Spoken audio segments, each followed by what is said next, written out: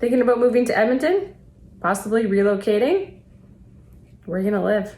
Even though Edmonton is a small city, it's still probably a new city to you, and finding a place to live can be a daunting task. So in this video, I'm gonna help narrow it down for you. And I'm gonna teach you about the differences of living inside the Anthony Henday versus living outside the Anthony Henday.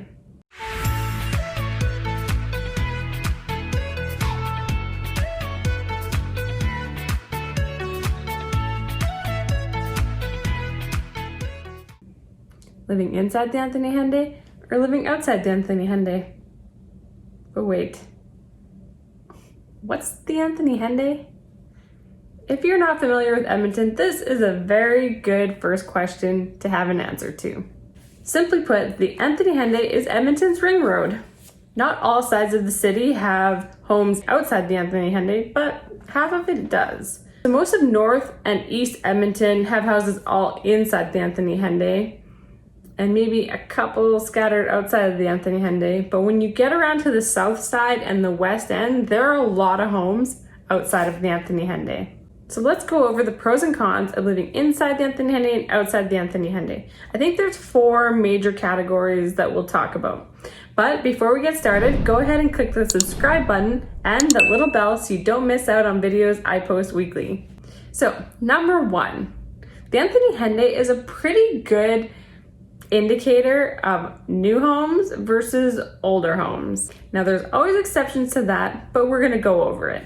So this new home versus older home thing is mostly applicable to the south side of Edmonton, the west side of Edmonton, as this is the portions of the city that have grown far past the Anthony Henday. So in these areas, homes on the inside of the Anthony Henday, but that are closest to the Anthony Henday, those are as new as the 1970s, with the majority being built then, a large portion also being built in the 1980s, and then a smaller portion in the 90s. Whereas if we look at the outside of the Anthony Henday in those areas and closest to the Anthony Henday, you'll see that homes were built between 2000 and 2006, the majority of them. As like in most cities, the older homes or the mature communities are closer to downtown or the core of the city. And as you move away from that, homes get newer.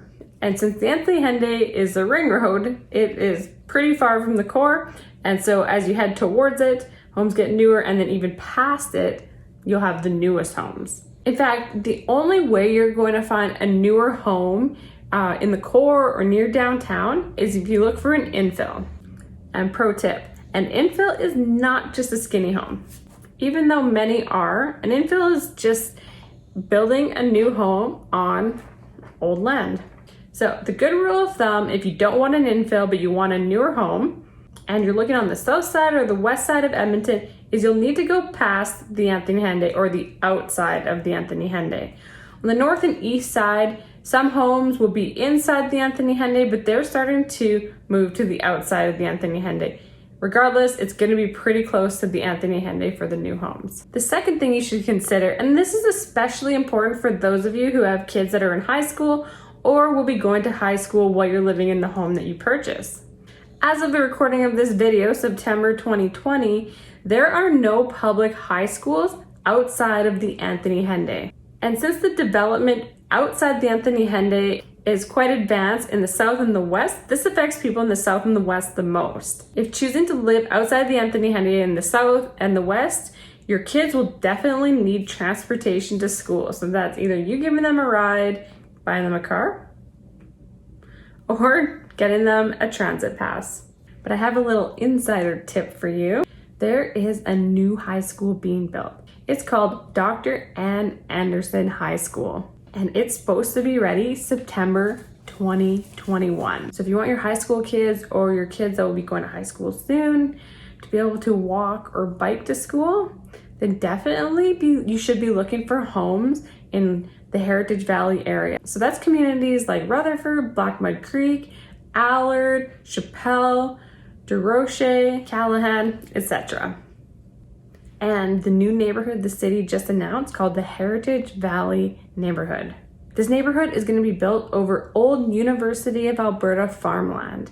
It's directly west of Rutherford. What separates them is 127th Street. Moving on to the third thing to consider if you're thinking about living inside or outside the Anthony Henday is price. Now, the pricing isn't too much different, but what you get for that price is a lot different.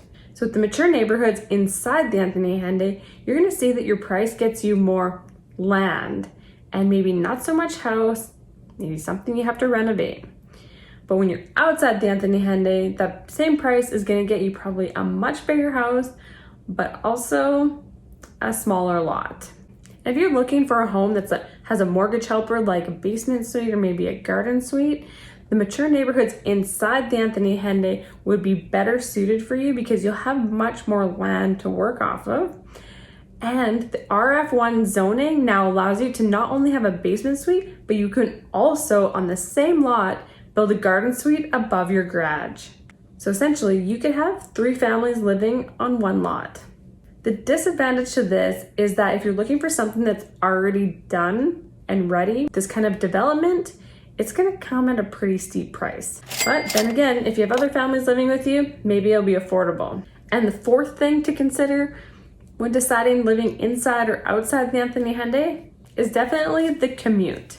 And the commute is definitely dependent on where you are going. If your family that you live with or the people that you live with have to go to different sides of the city, not necessarily downtown core, living outside the Anthony Henday or near the Anthony Henday could be a really good option because that ring road just opens up opportunities for you to get places pretty quickly. However, if you or everybody that you're living with or the majority of people need to commute to downtown or the core for post-secondary school, it's going to be quite the commute.